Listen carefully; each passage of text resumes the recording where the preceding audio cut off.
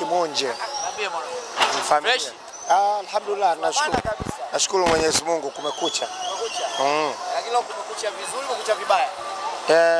Inaweza ikawa vizuri au vibaya mpaka ambapo wao watatoka ndani.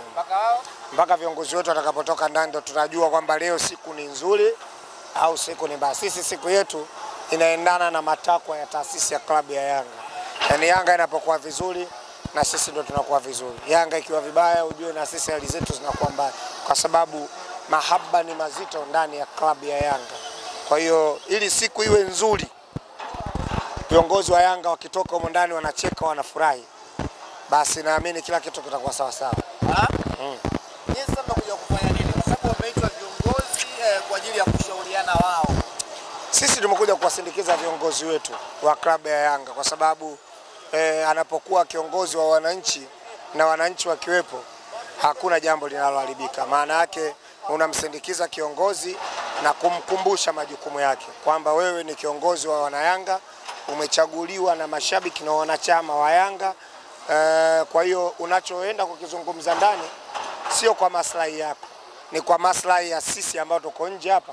Tunasubiri uzungumze chochote utakachokizungumza ndani, simamia misimamo ya wanayanga, ukitoka iwe kwa maslahi mapana ya Yanga.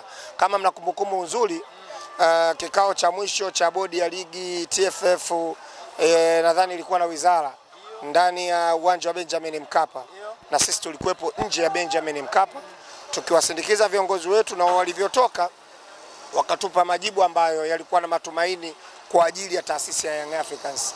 Alisimama rais wa Yanga nje kwenye gari lake akasema, wananchi mmetuchagua, mmetuamini, basi tutafanya yale ambayo nyinyi mnayahitaji. Na ndio hichi ambacho sisi leo tunakiendeleza, kwamba tumekuja kwa sababu tunawaamini, tuliwapa dhamana ya kuiongoza taasisi ya Yanga, basi wasimamie kile ambacho sisi tunakiamini. Nchi hii tunahitaji mpira usimamiwe kwa sheria na kanuni.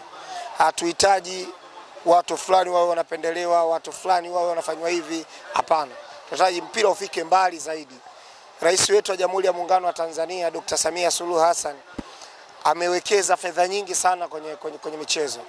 Kama mliona kwenye bunge la katiba la bunge la bajeti, kwenye bajeti ya wizara ya michezo, rais ameongeza fedha nyingi sana, ili mradi tu michezo ya nchi ifanyeje, isimame. Leo hii ikitokea mtu analeta purukushani, sintofahamu kwenye ligi yetu, maana yake analeta sintofahamu kwenye michezo, anataka kumharibia Dr. Samia. Sisi hatuwezi kukubali kama wananchi, hatuwezi kukubali kama wanayanga kuona nchi yetu inataka kuingia kwenye mashaka na matatizo. Sababu nini?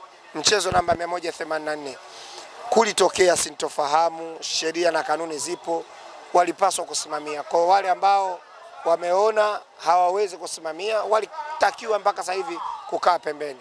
Kwa hiyo mimi naamini mpaka sasa hivi tuko sawa sawa, tumewasindikiza viongozi wetu, nasubiri majibu yao. Nadhani viongozi wa Yanga ni wasahaulifu kwenye majukumu yao. Hakuna msahaulifu, lakini ukumbusho unamfaa mwenye kuamini. Nadhani hata kwenye dini ya Kiislamu wanasema watu wapewe mawaidha kila wakati. Sio kwamba wanaopewa mawaidha hawajui majukumu yao. Watu wanakuja msikitini kila siku, wanakuja kufanya ibada. Sio kila siku, kila baada ya masaa machache wanaenda kufanya ibada, lakini bado shekhe anasimama na kutoa ukumbusho kwa wenye kuamini ili waendelee kuwa na imani. Tunaendelea kutoa ukumbusho kwa viongozi wetu wa Yanga. Hatuchezi mchezo namba 184 mpaka wale ambao wameleta tafulani wachukuliwe hatua. Hamdhani kwamba pengine ukumbusho huo mlikuwa mna uwezo wa kufanya pale makao makuu ya klabu? Taarifa imeingia jana shekhe. Taarifa imeingia jana, viongozi wamekuja leo asubuhi. Hatukuwa na nafasi nzuri ya kukaa na viongozi wetu kukumbushana. Hapana, yani taarifa sisi imetufikia jana kwamba bwana, kesho viongozi wa bodi ya ligi watakuwa eneo la bodi ya ligi na viongozi wa klabu ya Yanga kwenda kudiscuss mchezo namba 184. Na sisi tumekuja kuwakumbusha viongozi wetu hapa kabla hawajaingia. Mmeona tulikuwa nao nje, kina Alex Ngai, kina Arafat Haji, makamu wa rais. Tuliwakumbusha kwamba jamani, mnaenda, interest ni kubwa ni klabu ya Yanga tu. Wana Yanga wako mikoani, wengi walitamani kuja hapa, kuja kuwafikishia ujumbe huu, lakini wameshindwa. Wanapiga simu kwetu, Godi Yanga, Mwalimu Yanga, nani bana, mnaenda viongozi wanaenda, msimamo wetu ni ule ule, msimamo wetu ni ule ule. Kwa hiyo tumekuja kuwakumbusha kwamba simu zinaingia, matawi yanapiga simu, wanachama kila mkoa katika nchi ya Tanzania, kila mkoa wanapiga simu, kila mkoa wanapiga simu. Lengo ni nini? Kusimamia maslahi ya Yanga. Kwa hiyo tumewakumbusha na tunaendelea kuwakumbusha wakiwa ndani, na hata hao viongozi wa bodi ya ligi wajue taasisi ya Yanga yenye watu zaidi ya milioni 35 ndio inazungumza, sio Alex Ngai, sio Muniri, sio Gerard Kinga, ni Yanga mashabiki. Yes. Na ndio tumewaacha wako ndani. Sasa tujaingia ndani. Hapana, hapa nje hapana shida. Yaani sisi tumewaacha, viongozi wako ndani, wanatuwakilisha. Waache wakae ndani. Shekhe, sisi tuko nje. Tumeendelea kusubiria huku na shughuli za kitaifa zinaendelea. Si unamuona huyo Mpanzi, si anaendelea na shughuli zake huko. Anaendelea kutumikishwa huko, mwache endelee kutumikishwa. Sisi tuko nje. Yani sisi tuko nje huku na tunasubiri watuletee majibu yetu, tuendelee na shughuli zetu. Nadhani viongozi wa Yanga ndani wanaweza kufanya maamuzi ambayo yataenda tofauti na mito. Hapana, kwa viongozi ambao tuna imani nao, tuliwachagua, hawawezi kwenda tofauti na sisi. Sisi tunaamini kile ambacho tumewakumbusha muda huu, naamini wataenda kukisimamia hiko kwamba hata wao watawaeleza nje kuna watu wanatusubiri tuwape majibu yaliyonyooka. Kile walichokisimamia sisi ndio tunachotakiwa kwenda kuwapa majibu. Nyinyi kama hamna jipya basi sisi tuondoke. Yaani lazima wasimamie maslahi yetu. Hakuna lingine. Na vile vile mko tayari kupokea chochote ambacho viongozi wangu watakubali. Hapana. Basi hamwamini viongozi wangu. Hapana. Yaani hilo nikwambie sisi tunataka kupokea kile ambacho tulikuwa tunakitaka na wanakijua ndani. Sio naweza kukubaliana. Sio kile ambacho sisi hatujakitaka. Shekhe. Ile Yanga ukitaka kumuona mtu walioenda ndani wametumwa na mashabiki wa Yanga ambao ni sisi. Sisi. Nyinyi mmewatuma wakasema nini? Tumewatuma. Mchezo namba 184 haukupaswa kuondolewa kuchezwa. Ile siku litakiwa kuchezwa.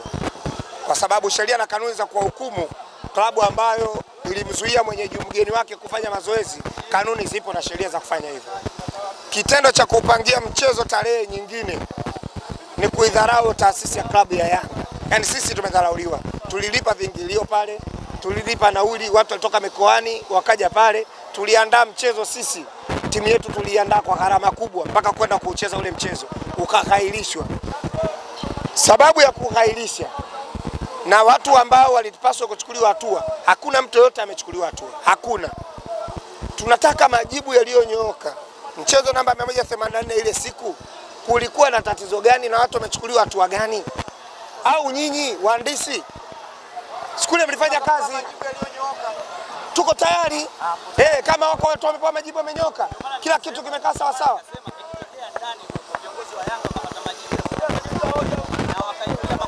Na kila watu wamewajibishwa. Kama watu wamewajibishwa au bado? Akachana viongozi wa Yanga. Sisi tunataka watu wawajibishwe. Yanga na bodi ya ligi. Yes. Hoja ambazo viongozi wa Yanga wakazikubali. Zina maslahi mapana ndani ya taasisi ya Yanga. Sisi hatuna shida. Hatuna shida. Sisi tuko tayari na bodi ya. Nikwambie kitu. Yanga kucheza mpira ni sehemu ya maisha yake. Tumewahi kumwogopa sisi mtu yote kucheza naye? Hivi kama tunacheza na National Ahli, tunacheza na Augsburg ya Ujerumani, tugope kucheza na Makolo ambao mechi 20 wamepata ushindi mechi moja dakika 90. Hebu nyinyi wenyewe fikirieni. Yanga hii inaongoza ligi, imemfunga kila timu kwenye ligi hii. Kila timu unayoona msimu huu ipo kwenye ligi ishafungwa na Yanga. Hakuna timu wana finali lakini narudia tena. Yanga kwenye hii ligi msimu huu tu. Kila timu unaijua wewe kwenye hii ligi ishafungwa na Yanga. Kila msimu huu tu. Yaani hata na miaka mingine. Ukizungumza kwenye kukutana mara zote hakuna timu inayozidi Yanga kuifunga hapa Tanzania. Kwa hiyo mimi naamini kama ina maslahi mapana ndani ya Yanga, si tuko tayari kutwanga. Yaani kama yana maslahi, na ndio maana tumekwambia tunasubiri majibu humo ndani. Watuletee majibu yaliyonyooka hapa tujue nini kinaendelea. Kama wamezingua hakuna mechi, kama wameenda sawa sawa na tunachokitaka mechi itakuwepo. Pengine baada ya mwezi Oktoba kuna kipindi tutakuwa tunakuona ukitembea mitaa ya Bungeni pale kwa kumbusha wabunge wako moja tunafanya mkawachagua. Ya zile za wananchi hizo lazima. Yaani kuna kipindi tafika Kama inatokea mnapata Yanga mpaka mbona hamwaji Bungeni kwa kumbusha wabunge wetu. wabunge hawa wa kwetu hawa, unaona kama mimi natokea hapo Kigamboni na mbunge wangu ni atakuwa mbunge ajaye, huyo ni mbunge.